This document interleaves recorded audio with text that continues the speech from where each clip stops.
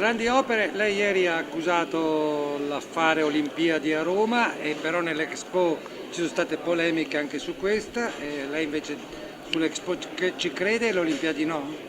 Io credo all'Expo, è una partita che nasce nella notte dei tempi, è una grande opportunità, sono 20 milioni di visitatori che verranno in territori nei quali siamo in grado di ospitarli e di far bella figura. Pensare alle Olimpiadi di Roma per far distogliere l'attenzione da Mafia Capitale direi che è vergognoso, visto considerato che se avessero proposto le Olimpiadi in Veneto dopo il 4 giugno qualcuno avrebbe avuto qualcosa da dire. Mi chiedo perché nessuno dice nulla su Roma. Anche Expo ha avuto i suoi malanni.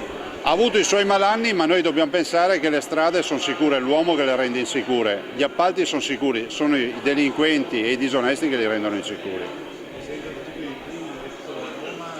Del padiglione Italia e dello spazio per le regioni tutti uguali. Ma sì, assolutamente, cioè non è che possiamo confrontarci con la Sicilia che ha 22.000 forestali, noi ne abbiamo 400 semplicemente perché sono pieni di soldi. All'Expo si va tutti nella stessa maniera, tutti con gli stessi spazi e soprattutto applicando i costi standard. All'Expo si applicheranno, perché non esiste che qualcuno si porta un pullman di dipendenti all'Expo e magari noi ci andiamo con un paio di dipendenti facendo turni massacranti per tenere ovviamente la presenza allo stand.